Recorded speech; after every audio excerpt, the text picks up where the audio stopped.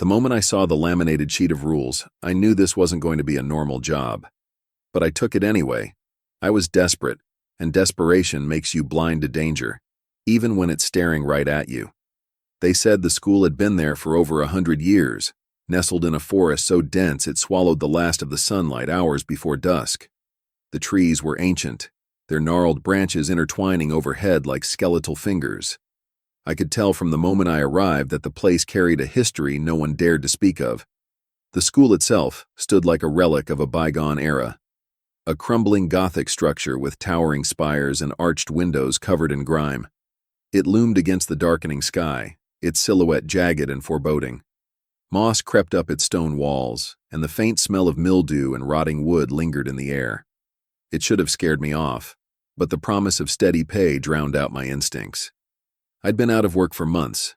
Bills were piling up, rent was overdue. So when I found the ad for a night shift security guard, I didn't hesitate. Minimal work, competitive pay, it said. They conveniently left out the part about the rules.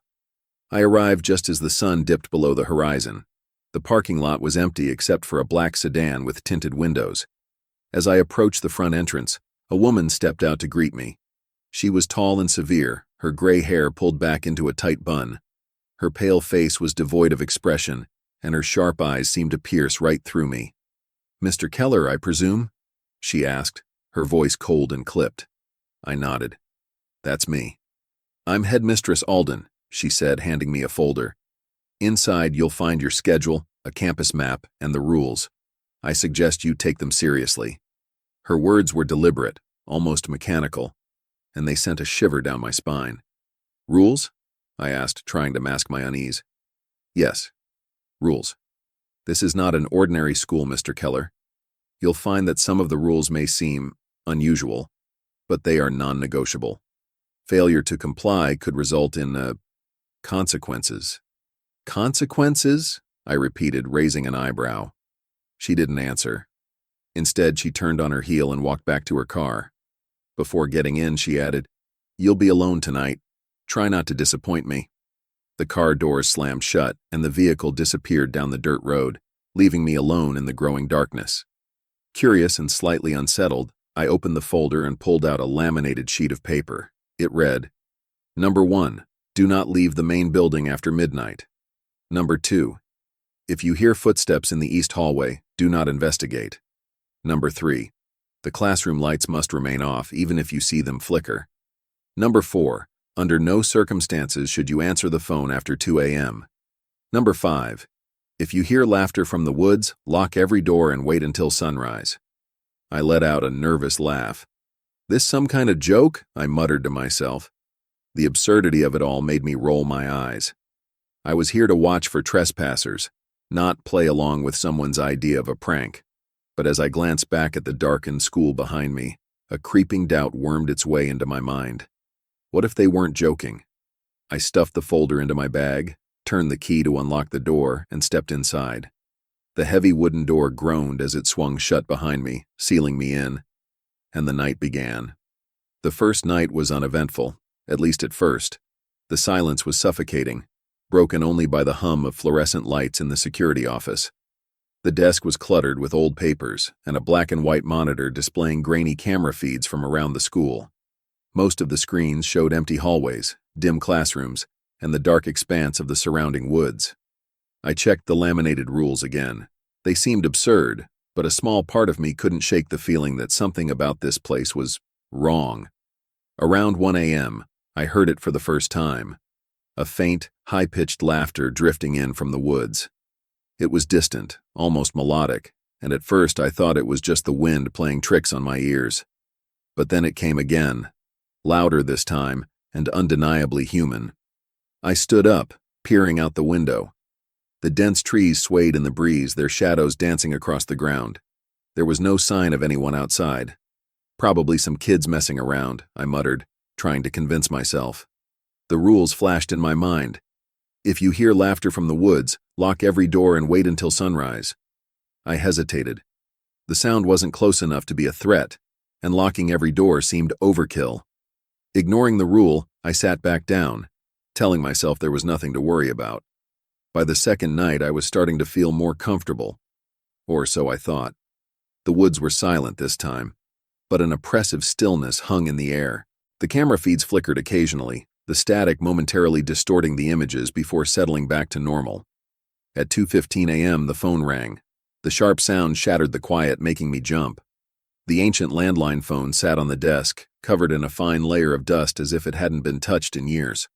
My first instinct was to answer it, but the rule burned in my memory. Do not answer the phone after 2 a.m. I stared at it, my hand hovering over the receiver. It rang again, and again. What if it's an emergency? I whispered to myself. But something about the insistent ringing felt wrong, unnatural. After what felt like an eternity, the ringing stopped. The silence that followed was even worse. I let out a shaky breath, but before I could relax, I felt it. A presence. The hair on the back of my neck stood up. I turned slowly, my eyes scanning the room, but there was no one there. Still, the sensation didn't fade. It was as if something unseen was watching me, waiting for me to slip up. By the third night, my nerves were fraying. I told myself the rules were a joke, a way to mess with new hires, but deep down, I wasn't so sure anymore. It was just after midnight when I saw it, a faint light flickering in the woods. It was small, like the glow of a lantern, bobbing up and down as if someone were walking with it. I grabbed my flashlight and headed to the main entrance. Do not leave the main building after midnight. The words echoed in my mind, but curiosity gnawed at me.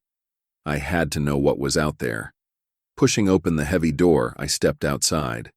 The cool night air was a relief from the stale atmosphere of the school. The light was further away than I'd thought, just beyond the first line of trees. I walked cautiously, my flashlight beam cutting through the darkness. "Hello?" I called out, my voice barely louder than a whisper. The light stopped moving. My heart pounded as I moved closer. It was only when I was a few feet away that I realized something was off. The light wasn't coming from a lantern.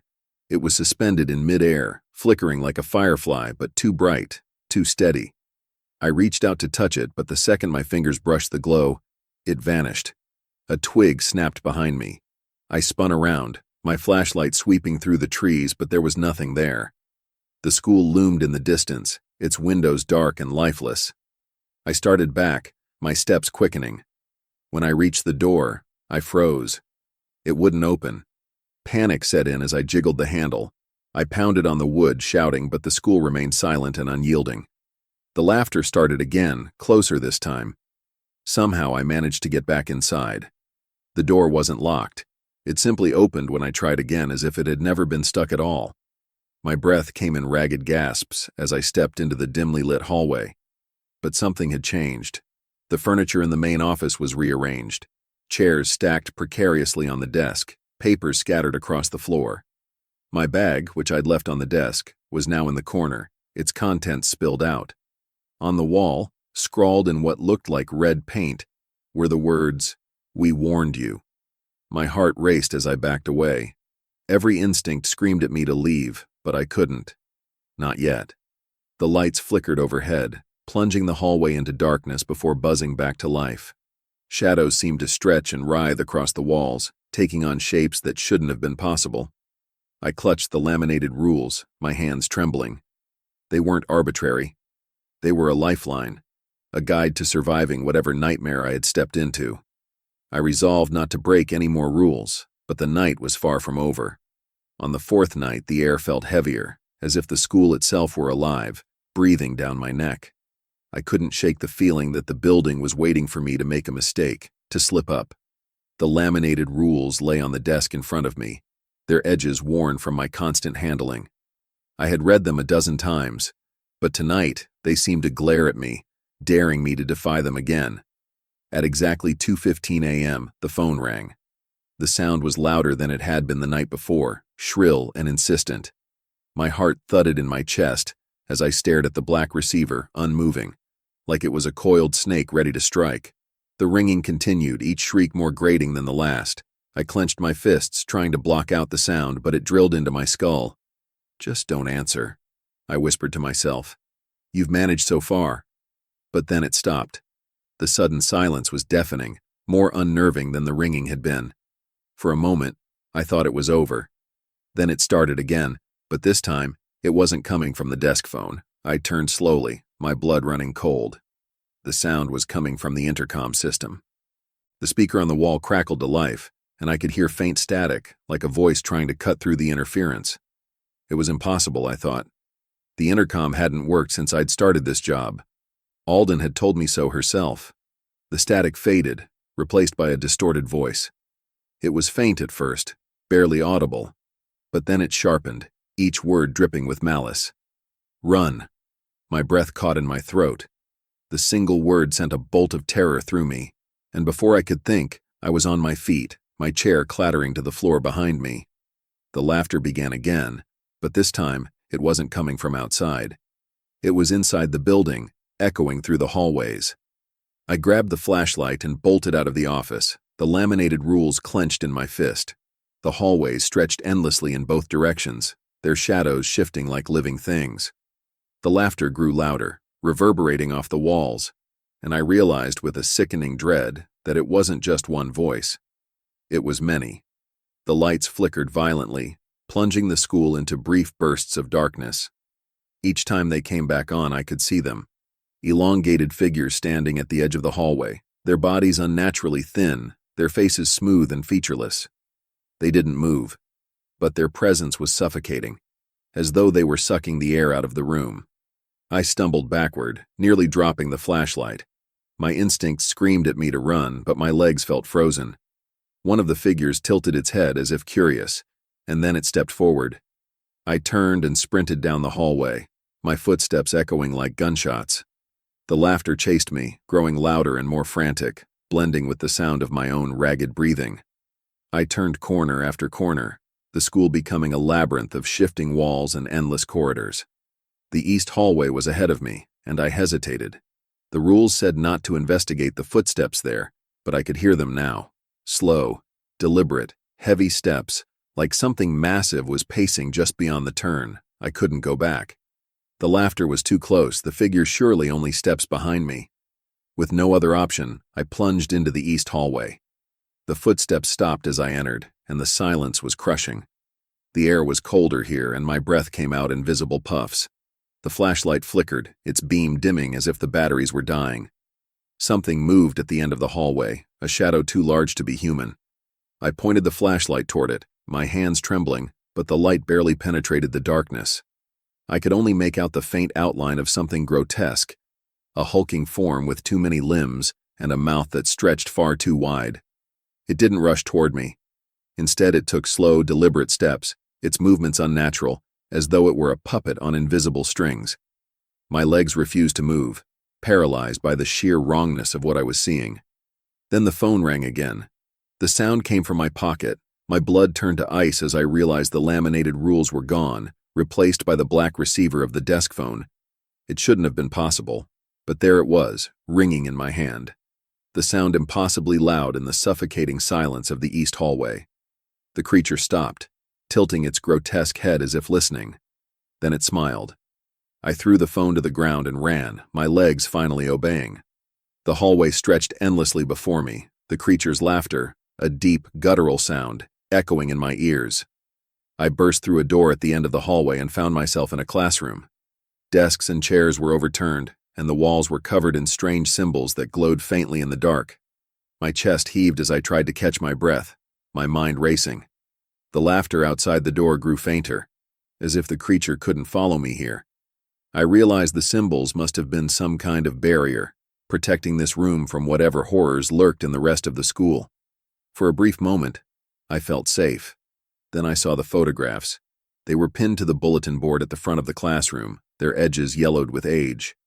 Each one showed a group of people, teachers, staff, night guards like me, but the faces were scratched out, replaced by black voids. In the center of the board was a photograph of a man I recognized instantly. It was me. My stomach churned as I ripped the photo from the board, my hands shaking. My name was scrawled beneath it in red ink, along with the word, replacement. Before I could process what it meant, the door creaked open behind me. The symbols on the walls flickered, their glow dimming. No, I whispered, backing away. The creature stepped into the room, the symbols flickering out completely as it crossed the threshold. It moved slowly, savoring the moment. Its many limbs stretched out, scraping against the walls and ceiling, and its smile widened impossibly, revealing rows of jagged teeth. I grabbed the nearest desk and hurled it at the creature, but it didn't even flinch.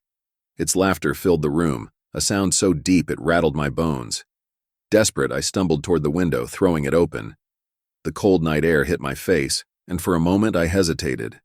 The laughter from the woods echoed in the distance, mingling with the creature's guttural chuckle. There was no escape. Not here, not outside.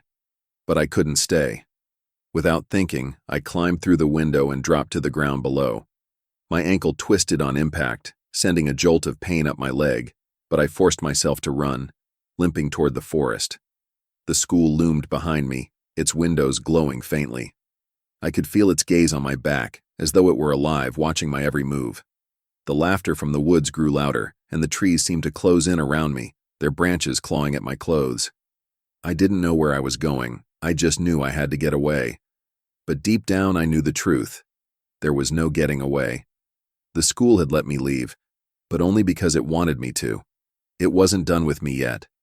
I ran until my legs felt like they would give out, but no matter how far I went, I couldn't escape the sound of the laughter. It was everywhere. Behind me, ahead of me, in the trees themselves. The air grew colder the deeper I went into the woods, the darkness pressing in like a living thing. I tripped over a root and fell hard, the wind knocked out of me. For a moment I lay there, staring up at the skeletal branches that clawed at the night sky. That's when I saw it. The faint glow of a light deeper in the forest. My first instinct was to stay down, to let whatever was out there pass me by. But then I heard something else. A whisper, soft and urgent, calling my name. Keller. It wasn't the guttural laughter of the creature or the taunting giggles from the woods. It was human, almost pleading. Against my better judgment, I got to my feet and limped toward the light. The source was a small clearing, where an old weathered door stood upright, as if it had been torn from its hinges and planted in the earth. It led to nowhere, framed by nothing but the cold night air. The whispers grew louder as I approached, and the door creaked open on its own. I stepped through, and the world changed. The air was thick and stifling, filled with the scent of mildew and decay. I was back in the school, but it wasn't the same. The walls were blackened, oozing a dark, viscous liquid, and the fluorescent lights above buzzed and flickered erratically. Shadows danced along the corridors, moving in ways that defied logic. My head swam as I tried to orient myself. The whispers continued, now coming from the walls themselves, guiding me forward. I had no choice but to follow them. The hallway stretched endlessly, lined with doors that seemed to multiply as I walked. Each one bore a small plaque with a name etched into it, and my stomach churned as I realized they were the names of previous employees, guards, teachers, even students. At the end of the corridor, a door stood ajar, light spilling out from the crack. Inside was a room unlike any I'd seen before. It was cluttered with old books, faded photographs, and scraps of paper scrawled with strange symbols. A desk sat in the corner, its surface covered in a thick layer of dust, as if it hadn't been used in decades. I approached the desk, my hands trembling, and picked up one of the journals. The handwriting was frantic, the ink smudged and uneven. They are bound to the rules. The rules are the only thing keeping them here. Break them and you let them in. Obey and you might survive. But no one escapes, no one ever leaves. My blood ran cold as I flipped through the pages. The entries became more incoherent, filled with desperate pleas and warnings. One sentence was repeated over and over, scrawled in large, jagged letters. They feed on those who break the rules. I dropped the journal, my breathing shallow. The photographs on the walls caught my eye, and I moved closer to examine them. They depicted groups of people, students, teachers, and staff. But their faces were wrong. Like the photographs in the classroom, their features had been scratched out, replaced by empty voids. One photo showed a man in a security uniform standing in front of the school. His name tag was visible, K. Davis. I felt a jolt of recognition. That was the name of the guard I had replaced. I tore the photo from the wall and turned it over. Scrawled on the back were 2 words, "Your turn." A low growl echoed from the hallway and I spun around. The shadows in the corridor were moving again, converging toward the open door. My heart pounded as I realized I'd been in the room too long. Grabbing a flashlight from the desk, I darted out into the hallway. The walls seemed to close in around me, the whispers growing louder and more frantic. The rules ran through my mind like a mantra, but I had already broken so many. Would any of them still protect me? The laughter returned, mingling with the guttural growls of the creature. I turned a corner and froze. Standing at the end of the hallway was the headmistress. Her face was pale and lifeless, her eyes dark pits that seemed to pull the light from the room. She tilted her head, a faint smile playing on her lips. "You were warned, Mr. Keller," she said, her voice a hollow echo. "What is this place?" I demanded, my voice cracking. "This is where they feed," she replied, "where they wait for those foolish enough to break the rules." I backed away, my flashlight flickering. "Why me? Why any of us?" She stepped closer, her movements unnatural and jerky, like a marionette on frayed strings. "Because the school must be fed. The rules bind them, but they also sustain them. And you are their newest offering." The shadows surged forward, and I turned and ran. The hallways twisted and shifted, the school becoming a maze of endless corridors. My breath came in short, panicked gasps as I searched for a way out. At last, I stumbled into a familiar room, the office where my nightmare had begun. The laminated rules were still on the desk, though they were now stained with dark smudges. The final rule echoed in my mind. "If you hear laughter from the woods, lock every door and wait until sunrise." I grabbed the keys and began locking every door I could find, my hands trembling. The laughter grew louder, closer, and I could feel the presence of the creatures pressing against the walls. The minutes dragged on like hours, and I watched the clock with bated breath. The laughter turned into screams, the walls trembling as if the school itself were about to collapse. Finally, the first rays of sunlight pierced through the windows, and the sounds ceased. The silence that followed was deafening, almost painful. I unlocked the main door and stepped outside, the cold morning air washing over me like a wave. My body was battered and bruised, but I was alive. The headmistress was waiting for me in the parking lot, her expression unreadable. "You survived," she said, handing me an envelope. "Few do." I opened it with shaking hands.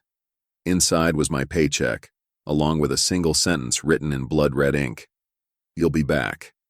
I drove away without looking back, but as I reached the edge of the woods, a terrible realization hit me. In the rearview mirror, I saw the shadow of a figure sitting in the back seat. "Did you really think you'd leave?" it whispered. The laughter began again, and this time it was coming from inside the car. The door to the office slammed shut behind me, as if the school itself were trying to trap me. I clutched the laminated sheet of rules in my hand, now smudged with dirt and sweat. My breathing was ragged, my chest heaving as the eerie silence pressed down on me. The school was quiet now, but it was the kind of quiet that wasn't empty. It was the silence of something lying in wait. The clock on the wall ticked forward, each second dragging me closer to dawn. I glanced at the laminated rules again, my eyes fixating on the last one. "If you hear laughter from the woods, lock every door and wait until sunrise."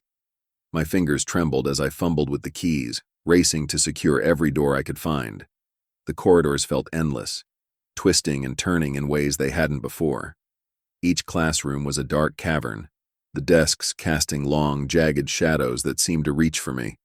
The air was cold, damp, and heavy, making it hard to breathe. The laughter began again, faint at first, drifting in from the woods. I slammed the last door shut and turned the key, my hands shaking. The laughter grew louder, more insistent, echoing in the stillness. It wasn't just outside anymore. It was in the walls, in the ceiling, in the very floor beneath my feet. I bolted back to the office, locking the door behind me and shoving a chair under the handle for good measure. The small room felt claustrophobic, the buzzing of the flickering fluorescent light above making my skin crawl. I pressed my back against the wall, clutching the flashlight in one hand and the rules in the other. The clock read 5:15 a.m. Sunrise was close, but the night refused to release its grip. The laughter outside turned to screaming, a high-pitched, keening wail that sent shivers down my spine. The walls groaned, the plaster cracking as something massive scraped against them. The desk phone rang. I froze, my heart pounding in my chest. The laminated sheet fell from my hands, fluttering to the floor. It rang again, louder this time, the sound sharp and jarring. My instincts screamed at me not to answer, but my feet moved on their own. The receiver was cold in my hand as I lifted it to my ear. At first there was only static, but then a voice emerged, low, distorted, and dripping with malice. "You think sunrise will save you?" it hissed. "You'll never leave." The line went dead. I dropped the phone and stumbled back, my legs weak beneath me. The office door rattled violently, the chair wedged under the handle groaning under the strain. A shadow crept beneath the crack in the door, pooling like ink on the floor. I pressed myself against the wall, clutching the flashlight as the door shuddered. The laughter returned, louder and closer, and I knew it wasn't going to stop. And then, just as the first rays of sunlight pierced through the cracked blinds, everything stopped. The room was silent, the oppressive weight of the night lifting like a suffocating blanket being pulled away. The door stood still, the shadow beneath it gone. The clock ticked forward to 6 a.m., and a faint warmth filled the air. I stood on shaky legs, my entire body trembling as I reached for the door. It creaked open, revealing an empty hallway bathed in the soft glow of dawn. I stumbled outside, the cool morning air hitting my face like a slap. The woods were quiet now, the trees standing still as if they had never moved. My car was in the lot, exactly where I'd left it, but the sight of it didn't bring the relief I'd expected. The headmistress was waiting for me by the car. Her severe face was unreadable, her sharp eyes watching me with an almost clinical detachment. "You survived," she said, her voice as cold as ever. I stared at her, my hands still shaking. "What the hell is this place?" I demanded, my voice cracking. She ignored my question and held out an envelope. "Your payment," she said simply.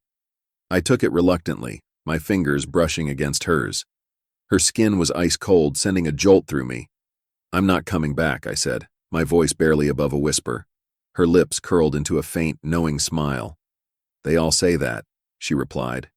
I turned away from her and got into my car, the keys slipping from my trembling hands as I tried to start the engine.